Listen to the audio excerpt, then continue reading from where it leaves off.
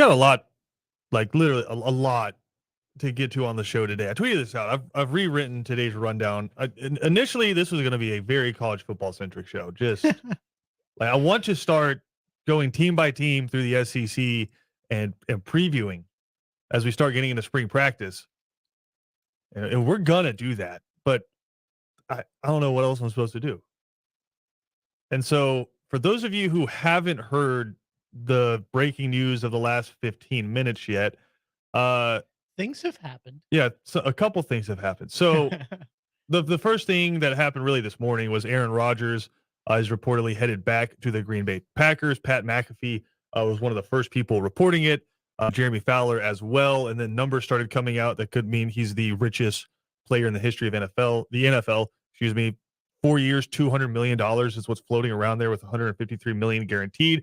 But Pat McAfee has kind of pushed back on that number, saying he's heard Aaron Rodgers is going back to the Packers, just not for that number. So we'll have to wait and see what it is, but it looks like Aaron Rodgers, after a crazy season where I'd say really his reputation was kind of tarnished, but also still probably best quarterback in the NFL right now?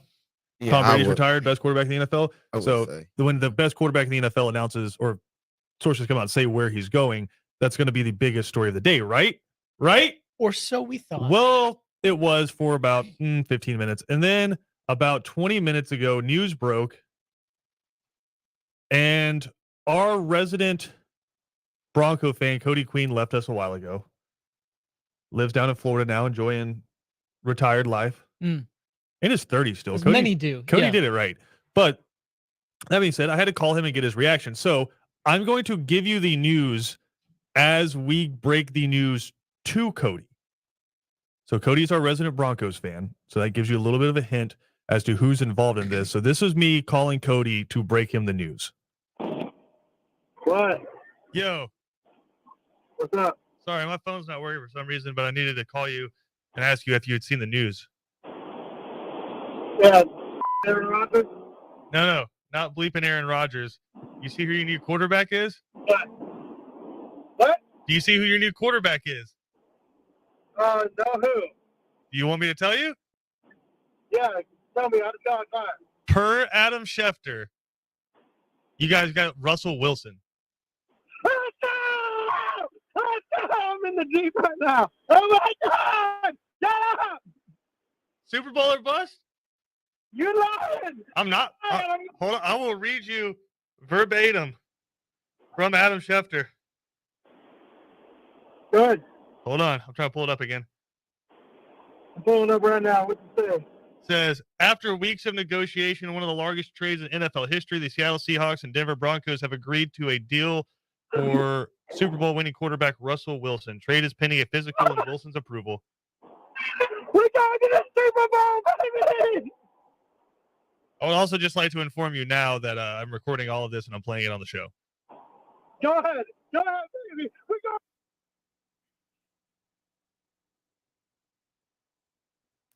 There you go. At the end, Cody giving me permission. Probably should have told him beforehand. But yeah, I think that should have been every Denver Broncos fan reaction to that news, right? Yeah. If you get a Super Bowl winning quarterback, I'd still say in his prime, that you should absolutely be acting like that. Now, we do have to wait and see what they gave up. You got to assume their first round pick has to be maybe like 2 or 3 or 4 of them. I would say like because for a franchise quarterback. Well, I think there's a few things probably involved in that, right? A first round pick or 2, probably a couple players, and that's the main like notable thing I can't wait to see is there's got to be a notable player somewhere in there. Now, who is that? Is that a defensive player? Drew Lock. Right. Yeah. Right. But is that a defensive player? Is that a wide receiver? Before we get too much into the like ESPN breakdown of this, I'm happy for Cody. Absolutely. Because I'm happy for Denver Broncos fans because like much like the Cincinnati Bengals and a bunch of other NFL teams, I'd say the Browns are probably still there. It is a torturous life being the fan of an NFL team without a good quarterback. Like, I'm not happy for him. Like Atlanta, I'm happy for him because he was my They friend. have a Super Bowl. No, here's how bad it was for Cody after Peyton Manning left, right? Because the Broncos have the second longest streak in the NFL after like the Jets, and there's somebody else I'm missing there for consecutive years without making the playoffs. They have not made the playoffs since Peyton Manning retired. Mm-hmm. Since that Super Bowl in 2014. They're coming up on a decade.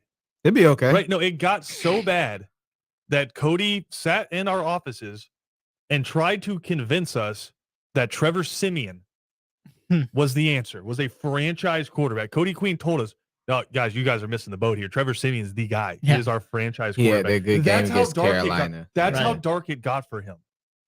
And he's had to wade through the Drew Locks and the Joe Flaccos.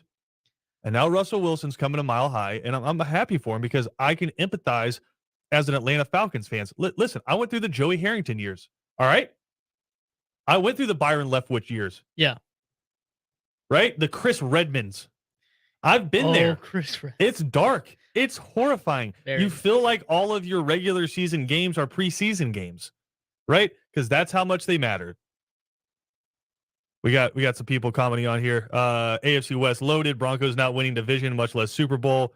You just had Peyton. You see, he says you just had Peyton Manning crybaby. That was 8 years ago. They still got a Super Bowl, man. That's 8. But I'm just saying. But since then, you haven't made it to the playoffs. I don't care. You got a Super Bowl, 2 appearances in a Super Bowl. Me as a Falcons fan, Almost if I a had, decade ago, I don't care. If I had a Super Bowl, I'm set right now. now listen, Like, I know there's I see Jaguars where fans you're- that are listening to this, and they're like in the Yeah. 8th circle of hell. I get it, but Down there forever. but a couple years back, y'all were in an AFC Championship, and you were a blown call away from going to the Super Bowl with Blake Bortles as your starting quarterback. So It's the complete jump off the ledge too for me. Like there are different thank levels. Thank you. Run damage. Something says Falcons will never get ring. Thank you. All right, that's awesome. Lit. Great positivity Tuesday. Appreciate that. But no, one of the quarterbacks, he had to live through Paxton Lynch as well. That whole experiment of that was what? Well, what are you thinking about? I'm trying to remember who was the other super tall because John Brock Elway just loves. Osweiler. Yeah, thank you. Brock Yeah. Osweiler. John Elway yeah. loves 6'5" white dudes who are average. No, absolutely. Yeah, Brock. So, I mean, but think about it. The past decade, you've gotten Peyton Manning in the Super Bowl. Now you got freaking Russell Wilson. yeah, but But it's in like the most low. That division's so loaded. It's ridiculous. it Like, is loaded. It's nothing to celebrate about yet because that's Yeah, a we loaded gotta see what's division. around him. John Boy brought up a great point on Twitter. He said, "Is Derek Carr the best worst quarterback in a division ever?" Yes, absolutely. Wow. Like Derek Carr is really good. We have Justin Herbert, Patrick Mahomes, and now Russell Wilson, and Derek Carr sitting there like, "I'm good. It's just it's all promise. relative." You got 3 of Maybe the put me top in the 7. NFC South, I might be the best. I I don't know. man. promise. You got 3 of the Just top believe 7 me. quarterbacks in the division right now. I believe Yeah. Russell Wilson's still. I think Herbert's top 7. If not 7, he's like 8. But that's a tough division. Like I'd it's expand scary. that a little bit. I'd say top 10, but no, I know what you mean. And yeah, that division is scary as heck. And going back to what you were saying, like I get coming from like a team that doesn't have a Super Bowl, whatever. But at the same time, I think there's different levels of like you said the Jaguars are in like the eighth level of my fandom God. hell, right? And that's Yeah. true.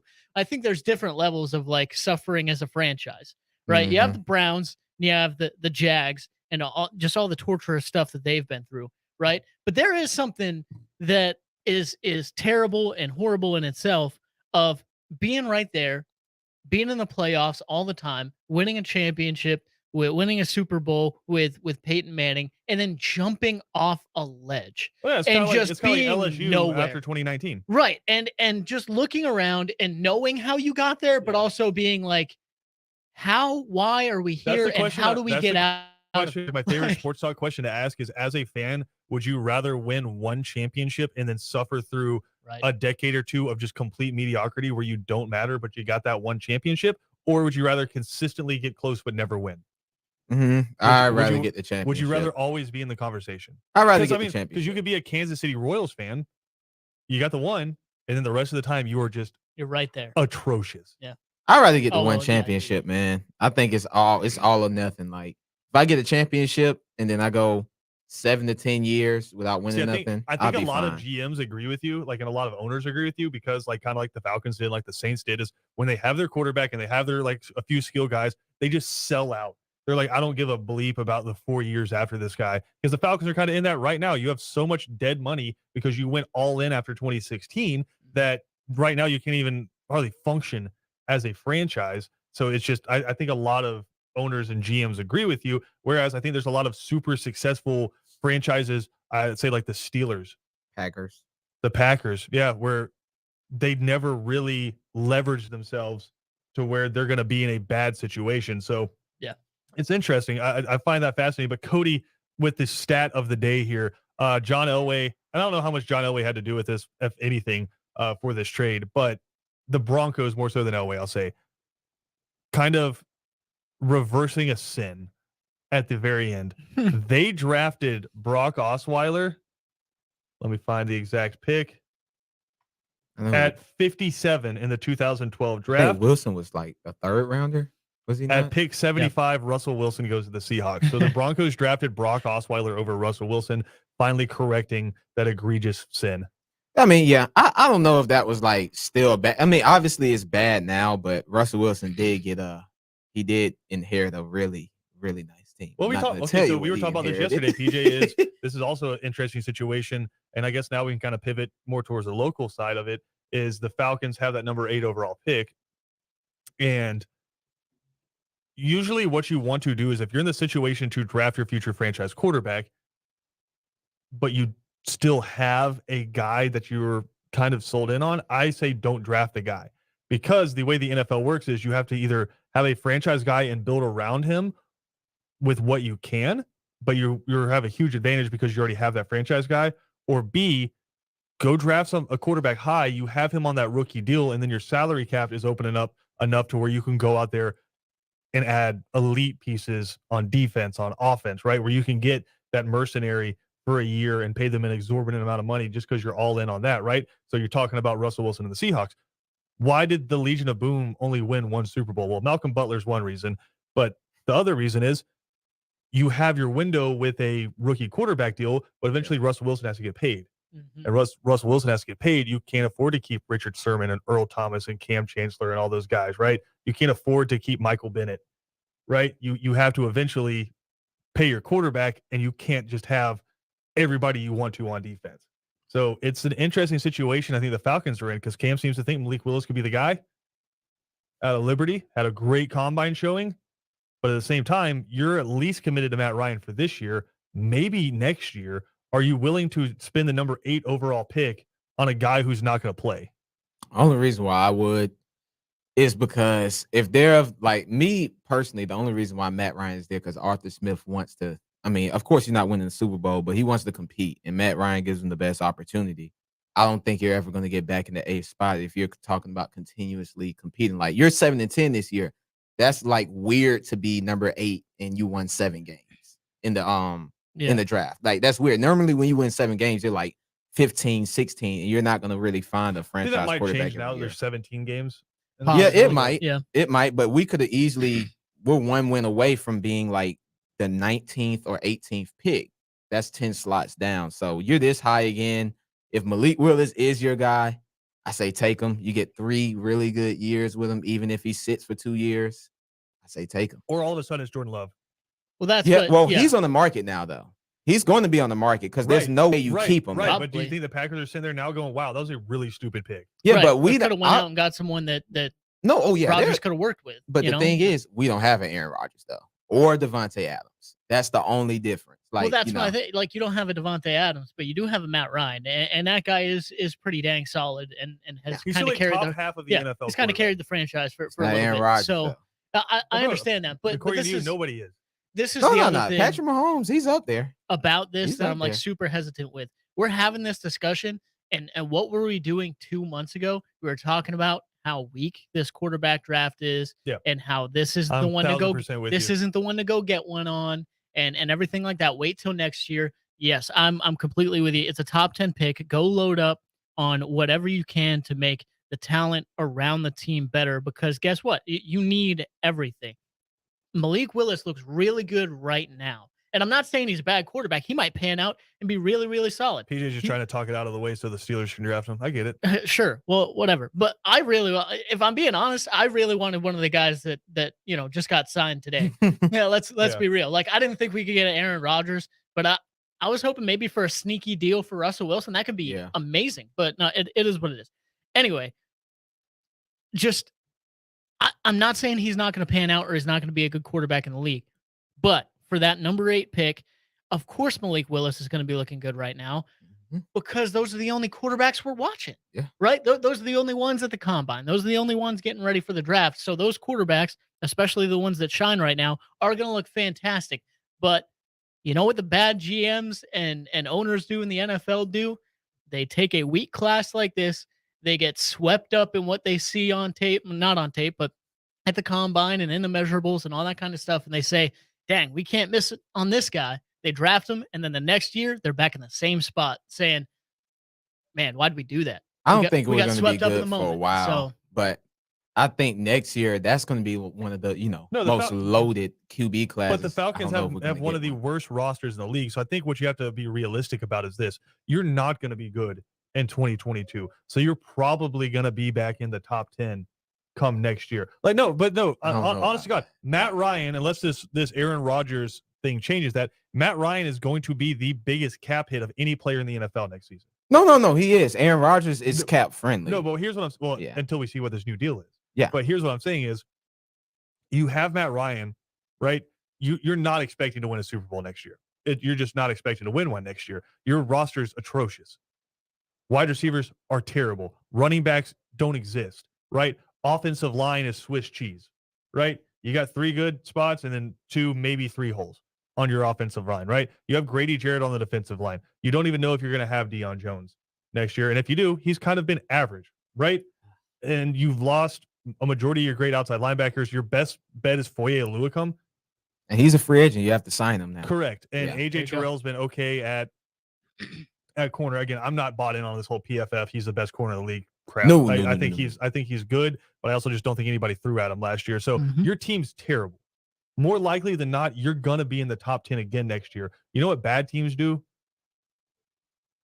They draft a quarterback right there. I don't know, Because man. you can start stacking your roster and start rebuilding, and all of a sudden you use a couple consecutive top 10 picks. You get Kyle Pitts one year, and then you get a future left tackle, or you get a future guy who's going to play defensive line for you for the next decade, right? Or you get a difference-making corner, like you were talking about Sauce Johnson. Nah, I would like or you him, get yeah. Derek Stingley Jr. if his pro day works out at LSU, right? That's what good teams do.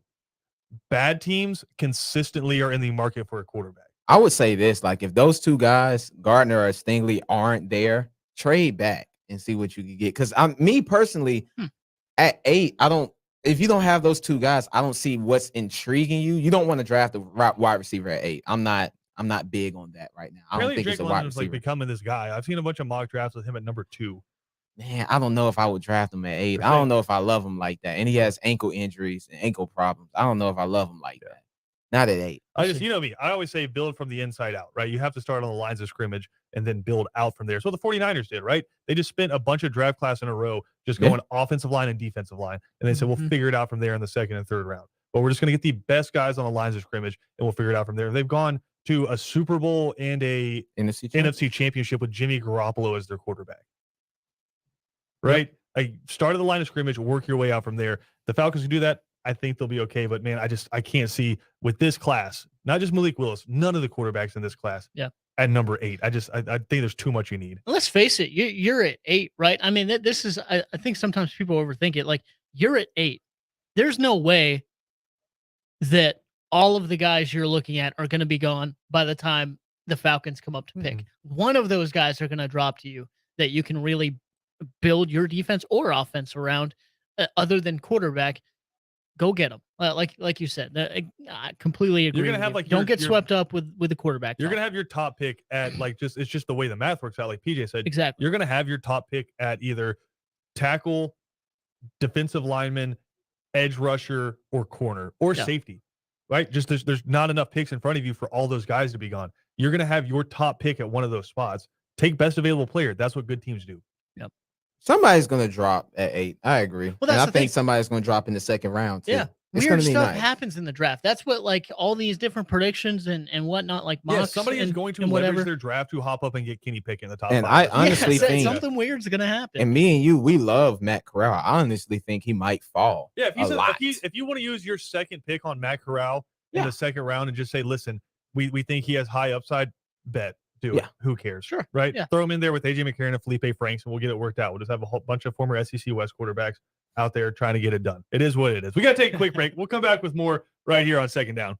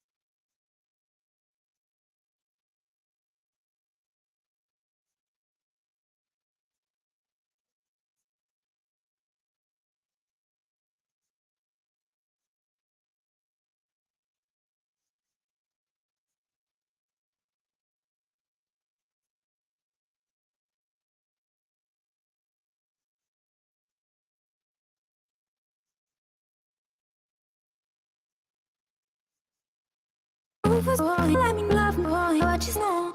Rufus boy, let me love boy, what you know? Rufus boy, let me love boy, what you know? Rufus boy, let me love. Caught up in my tape. Caught up in my tape. Don't care what you said on me, I'ma bite your feelings out. I miss you in the basement. But your brother was a good substitute for you. Second Down on ESPN Radio is presented to you by the Uniform Source. All right, we have official trade details from one Adam Schefter. Seattle, this is for Russell Wilson, gets Drew Lock, Noah Fant, What?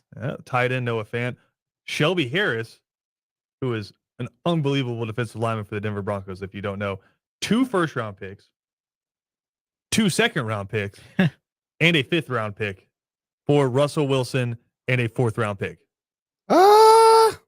I might say Seattle's a winner in that one. I think it's one of those ones where Dang. I think it's one of those ones where both teams win. Yeah, agree. Yeah. You get your win now, QB. Broncos feel like Yeah. they're in a window. You got Patrick Surtain and Bradley Chubb on that defense. And Right? Like, Justin they have a Simmons. solid defense. Yeah, Justin they, Simmons. They have too, a for solid safety. defense. Yeah. They have a really good offense outside of they have still Melvin Gordon out there doing this thing. Yeah, Jerry Jeudy. Jerry Jeudy, Cortland Sutton, and they have Albert O'Kay. KJ Hamler. I mean, Okay, all right. Yeah. Yeah, And they Pedro have- Hamler's Well, a I mean, he's speedster. balling. He's nice. Come on now. And then they have Albert O'Kay, old Missouri tight end, Mhm. Yeah. who a lot of people have as like maybe the best tight end in his draft. And so he's out there, give him a chance to develop in place of Noah Fant. Dang. Broncos could be really good next year. That's what They they. could also finish 4th in their division. I Yeah. don't know. I mean, they loaded up. They loaded up on tight ends. What was that? A year or 2 ago in that draft, and I mean, they've both been playing really well. But you're right about that defense too. I mean, they're one of those teams last year that was losing a lot of games, like 23-13. You know, they weren't getting blown out a ton. They were keeping it with it, but just And they couldn't beat some do really anything at good the teams quarterback last year position. too. Yeah, Yeah, for sure. they beat some good teams. But is that 1st-round pick for Seattle this year? The 7th That overall. I don't pick? know. That'd be the 9th. It'd be the 9th. I mean, overall. 9th. My Yeah. bad. My bad. 9th. Yeah, I But- think I mean, that's nice. Chicago is picking at Yeah, 7th. Chicago. overall. I don't know why Yeah. I was thinking Chicago. the thing with Seattle, like you said, I think both teams are relatively happy with what they get out of this, and Denver's in a window, of course. Looking at Seattle's, side of things, the only thing that I really question is like, yeah, you got Fant, you got a solid defensive player, you can load up in the draft with people. Do you believe in what you have at quarterback, or do you want to use one of those picks to go get one this year? If I had to imagine, like, if he's Y- still there, a Malik Willis or a Kenny Pickett is Yeah, an- just an- automatically. Yeah. If I had to imagine. Or I mean, you loaded up on 1st and 2nd rounders. Do you trade up? Do you trade a couple of those away to get up and make sure you get the first one on your board? if you're in love Possibly. with them, Yeah. So I've always told Cam is that, like, as a head coach and a GM, if you were in love and you're like, this is my guy, Yeah. this is my guy, then there's no price that's too high. Like, there's no pick that's too high. I could really It's- see Seattle getting Malik Willis now. If they looking at him and like, oh, this is the guy, because they're not just gonna let Russell Wilson go and Without not have a backup plan. Right. Like, I know Drew Lock is kind of like the bridge quarterback that you take and just use him for a year. Yeah. So you get Drew Lock, you get your rookie quarterback, probably Malik Willis, because if you draft Kenny Pickett, he's a plug-in guy right now. Bro, you're like, saying you don't believe in Geno Smith as the starting quarterback? absolutely You're not. saying you don't believe in Jacob Eason? Jake Eason? Yeah, Jake Eason. Dang, I You- thought he was with the Colts. They let him How go. You about say you don't that? believe in Jacob Eason? No, How about that? they don't believe him, so I won't Because believe now him. your quarterback room is Drew Lock, That's terrible. Jacob Eason, and Geno Smith, baby. Woo, But the I could definitely see them getting Malik Willis. If you get Kenny Pickett, he's NFL ready now. You don't sit him for a year. He's 24 years old by the time he maybe gets you don't sit drafted. him for a year. Maybe you go and get Kenny Or- Pickett. You know, You Hey, never know. Seahawks, Or we might just if you feel tank. like you're in your window and you'd be willing to part with just one of those picks and eat a whole Oh, lot of salary, Lord. Here we go. No, the pitch. they there are is not doing There is it. a young man They're not doing that. I know in he's about to Atlanta. do- no, they're not doing that. named Matthew Ryan who owns you in the playoffs. No, that's true. He does. right? He's 2-0. So it's addition by subtraction, right? Right? Get Matty Ice on your team. Just eat that salary cap Nah, and Nah. just let the There's a whole Falcons lot of- start anew. I could see them wanting Malik Willis. There's a whole I can lot see of that. teams in their window. I could see that. Malik Willis would be a Seahawk. I could see that. But I mean, it would be nice, Hey, Ben, here you ben, go. Ben seems to think the first pick quarterback off the board is going to be at 6 with the Carolina Panthers. I disagree. I don't think so. You I they're- think you they're in Carolina love might with go. Sam Darnold. No, I don't think they're in love with him, but I TJ think they're Walker? in love with the offensive lineman that they need because Gross didn't pan out, I think they could go for like Charles Cross. I was about to say it does feel like Charles Cross is just going to be Yeah. a Carolina Yeah. Panther. It just Yeah. it sounds Like, correct. it sounds like him. Yeah, it Charles sounds Cross. correct. Mhm. Charles Cross, right guard for the Carolina Panthers for the next dozen years. They're kind of in a similar spot. Well, like not to just break down the Carolina Panthers, Let's do it. This is already draft completely off the rails. theory, but like, are they not kind of in a similar spot of the Falcons, where it's just like they can go out and get 4 or 5 different positions other than quarterback, and They it just can need be a big offense, yeah. improvement. Like they need quite a bit. I don't think they need to be going out there trying to steal a quarterback right now. Defense is elite. Like, their defense is very elite. They just need an offense now. Yeah. Like, they have the secondary, Gilmore and all those guys, CJ Henderson, the guy from the Patriots that they got, Jackson. They got an elite defense with Jeremy Chin at free safety. So they This just is- need offense. This is a real question though, too, because I don't want. I hate those fake questions. Right. Forgive me for not watching I'm too not many going to. of his games, but do we know if Sam Darnold is like good or bad yet? No, is, is he we're just pretty is sure he he's just bad? We're pretty Yeah, sure he's okay. bad. I say he's average. He is a USC quarterback, so they don't. I don't seem know to if that's even pan fair. out in the league He I don't know what he started off hot the first 3 games. like that hair. Sam Yeah. Darnold is Jameis Winston. What? I think Jameis might actually be a little bit better. No, Yeah. Jameis is better.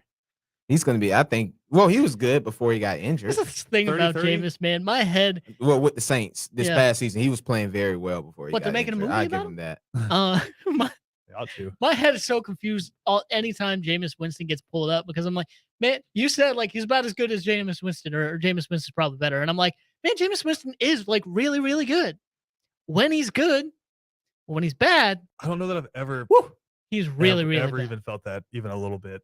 I think James Winston's Really? pretty solid. They had the league in passing. They had It's the league in crazy. interceptions. To me, he's like the Well, biggest. yeah, because that offense was just like bleep it. Like literally, the playbook was called bleep it. Yeah. But I I don't mean, know, man. More verts. he's solid to me. Like, he wouldn't be Like he my was. number one option. He He's had a solid. Madden season.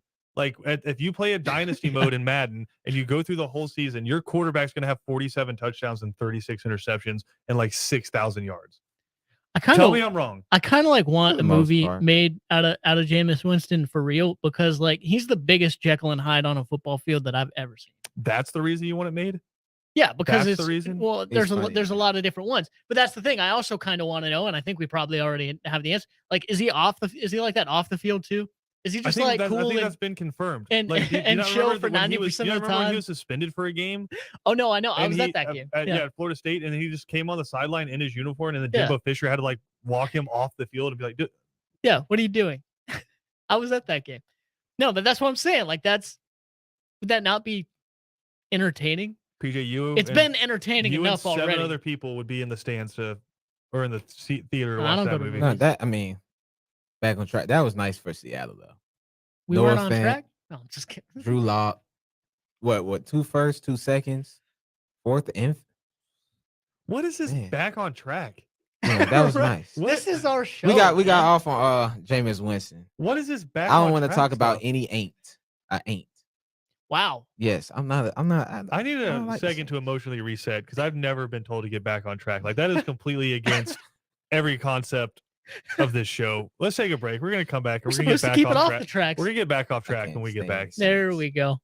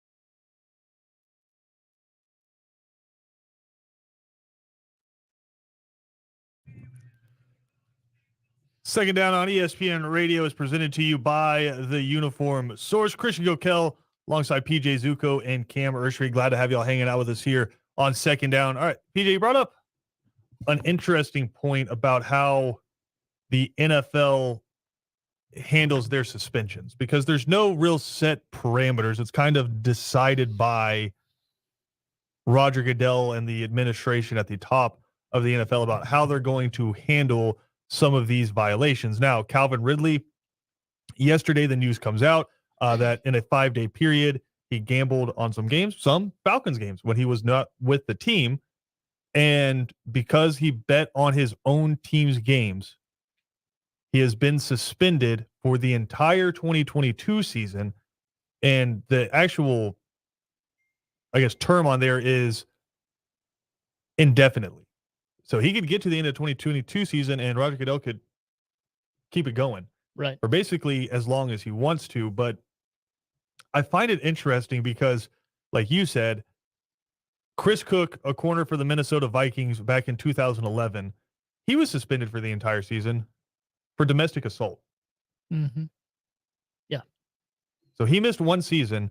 Calvin Ridley's missing one season, plus maybe a little bit more for gambling. So kind of what they're saying is the sanctity of our game and of our competition, even though it was like $1,500 on a parlay bet, is worth the equivalent treatment, if not more so, than domestic violence charges. Right. Yeah. No, it's embarrassing, honestly. Both ways, because you can also bring up, you can bring up several other different cases that, like that case that you mentioned was the length of the entire season. We've seen other suspensions involving domestic violence against women, and it's been a lot less. Yeah, Pac-Man Jones missed the entire 2007 season after attacking a stripper and threatening a security guard's life. Right. It's crazy that those are equivalent to gambling. And like I said, we've seen other ones that have been shorter as well. So I think the treatment not only of those cases obviously is very wrong, but like you said, just the inconsistency of and not really having the parameters of, all right, if this happens, this is the suspension that you're going to get. If this happens, this is the kind of suspension that you're going to get. And if there's anything more drastic, then we can handle that at that point. But at least the parameters to begin with.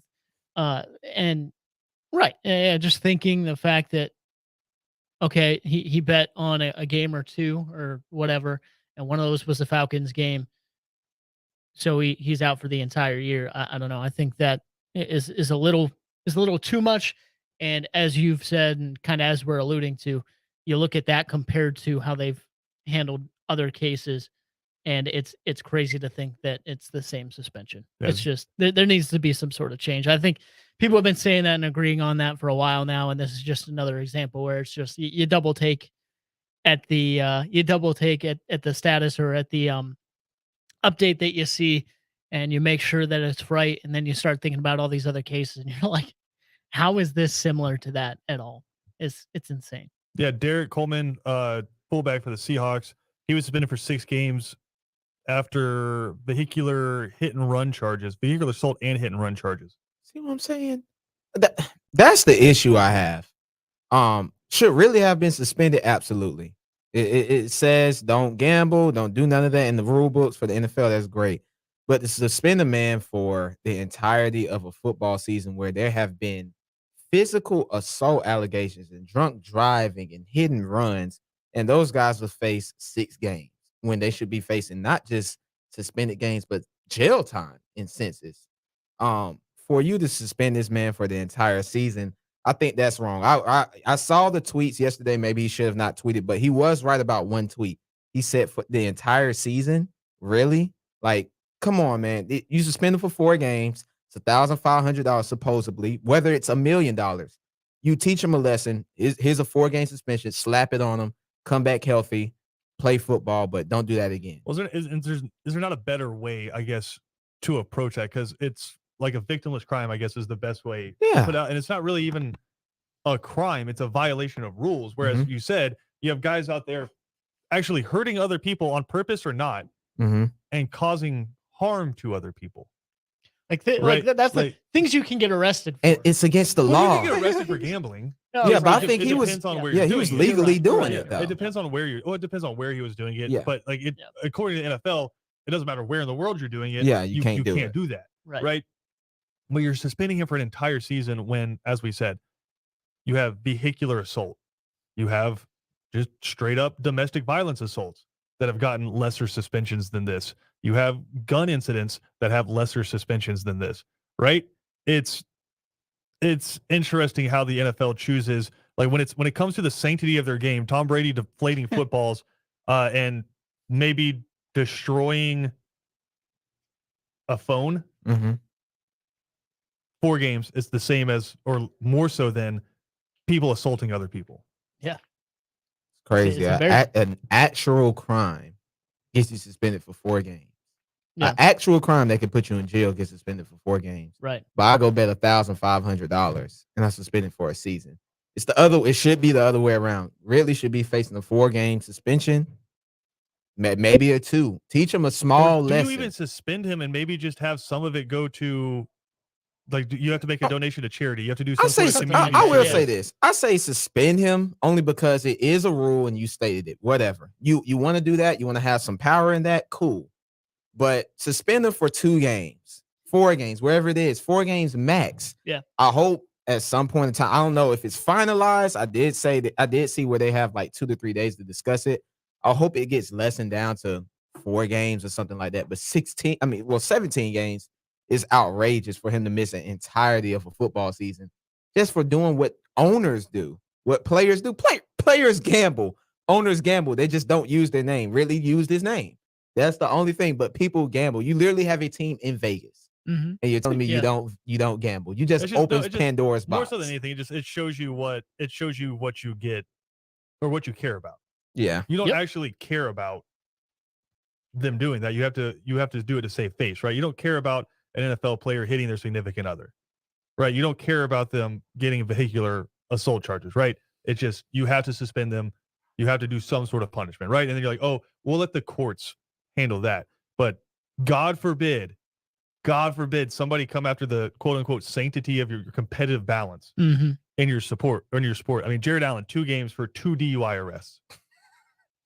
Should be in jail. 2 games Right. for 2 DUI arrests. And I don't wish nothing Let's on be a real, person like- like that. Should be in jail though for that. Yeah, and not to compare directly, I guess, but like that's what the suspension for betting on your team should be. I feel like a fair suspension for betting on your own team, especially when you're not playing. Like you take, because let's be real, if you're a good enough player, you take yourself out of the lineup, you bet on your team to lose. Well, there you But go. guys- You might but be able to guys- make some guys, money. But like, Pete Rose, who may be the best hitter of all time. Pete Rose isn't in the Major League Baseball Hall of Fame and is blacklisted for Major League Baseball for gambling. yeah, simply for gambling. Yeah, For that's crazy. gambling. It's stupid. No, it's ridiculous.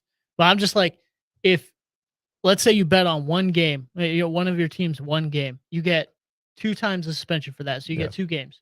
You bet on a full season, well, then that's your own fault. You're getting 2 full seasons. But at least there's parameters. You offer to pay a Right. head coach $100,000 to lose games so you can draft a quarterback. You can still own They the need team. to open that back Yeah, up. right. You can still Yeah. own the team. That's what they need to That's open up. If you're gonna do sad this, but you true. need to open that up because they pushed Flores to the side when they said something about Oh that. yeah, no. That was wonderful words and just verbiage that came out after that, and just the ultimate skew job, which was, hey, I'll pay you $100,000, lose some football games, or hey, I want you to come on this yacht with me because I'm setting you up to meet somebody you need to meet. Turns out it was a quarterback, and Brian Flores says no, and when he says no to being paid to lose, all of a sudden he's uncooperative and a pain to work with, Right. Yeah. right? But no, that's fine. You can still own an NFL team, Of but course. God forbid you drop $1,500 from apparently betting on your team against the Jaguars, which that's a great bet. Who is going to No argue one that? loses money. it wasn't betting like- against the Jaguars. It wasn't like he Great was bet. betting against his team, calling his teammates, "Hey, I need y'all to drop this one. I need to win." He was betting for a team that isn't good because the Falcons are not a good team. He was betting on his own Yeah. team to win. Like more so, even if he was playing, like I would still do that. I'm playing, so I'm gonna bet on. He's just basically betting on himself. We're way over here. We got to take a quick break. We'll come back. We'll wrap up second down next.